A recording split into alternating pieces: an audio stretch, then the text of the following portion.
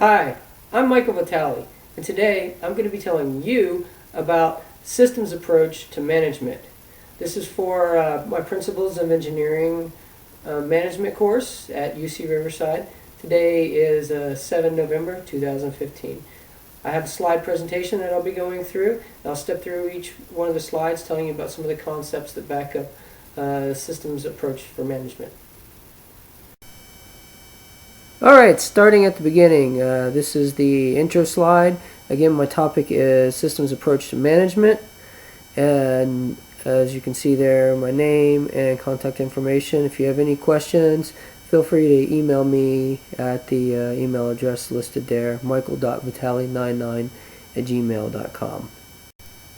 Okay, for the outline, I'm going to give a brief definition of what exactly I feel that the systems approach to management is, followed by a simple example to kind of get us started. Then I'm going to go into the DoD systems engineering process model, which breaks down the various components of what exactly a systems management approach is. Then I'm going to describe the document called SIMP, or in this case a systems engineering management plan. It's a document that any business should have in place for making a successful product or service. After that, I'll describe a couple good and bad examples of implementation of the systems approach. Alright, so let's talk about what exactly is a systems approach to management. As you can see here, I've got a tricked out Mustang with a wagon wheel, and I'll talk about how they relate to each other, or lack thereof, here in a minute. But for all intents and purposes, a systems approach is a method of addressing the overall big picture while taking into account unique requirements for each minor component of that big picture and how they all interact. So if we look at the Mustang here and the wagon wheel, say you were a manager or an engineer and you were given a job to design a wheel. Well, if you don't know what kind of inputs are required for that wheel, in other words, the constraints or where it's going to be applied, you may come up with something like a wagon wheel here. However, as you can plainly see, if you try to put that wagon wheel on that Mustang, it's just not going to work. So what's happened here is you don't have the big picture. And without that big picture, you can't understand what your constraints are, and you're not going to come up with the proper kind of design. And ultimately, it's going to fail. So to keep it from failing, basically, we have to have the big picture. So that's what the systems approach is. It takes a look at that overall picture and breaks it down into the various components and how they interact with each other. To better understand the systems approach, let's look at Defense Acquisitions University's classical model of systems engineering process model. Here I've got a big oval with all kinds of parts in it that have lines interconnecting all to each other. What this shows is the fundamental relationship between all the components going from input to output for systems engineering controls.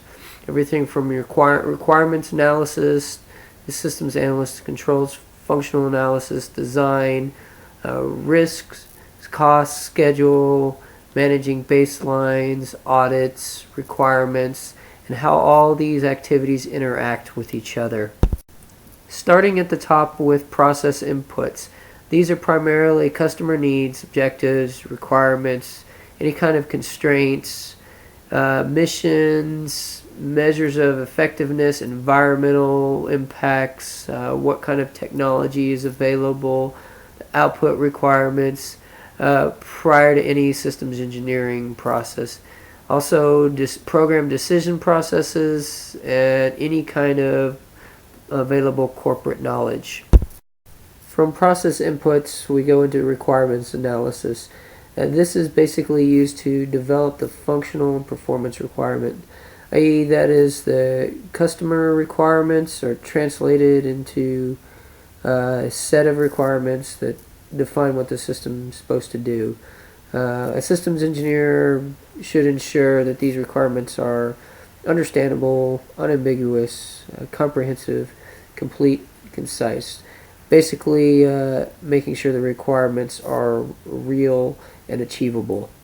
Right before the output side, we have design synthesis. Basically, this is our process for defining what the product is actually going to look like, what its physical characteristics are going to be, what kind of software elements are going to be involved with it. You're really defining your product or service at this point. The result is often referred to as its physical architecture. Each part must at least meet one of the functional requirements that were initially defined, and each part should also support all the other functions as well. This physical architecture is the basic structure for generating your specifications and as well as your baselines. Off of requirements analysis, we have our systems analysis and control. This is your technical management activities, your processes that are required to measure progress, evaluate and select your alternatives, do any kind of documentation, data, and decisions. The systems analysis and control are there for several reasons. Those include tracking your decisions and what kind of impact those decisions have on your product's effectiveness. Also, your life cycle resources, what kind of risk you're taking into account, always your customers' needs. Also, the controls for your technical decisions and specification requirements have to be based on what your system output's going to be.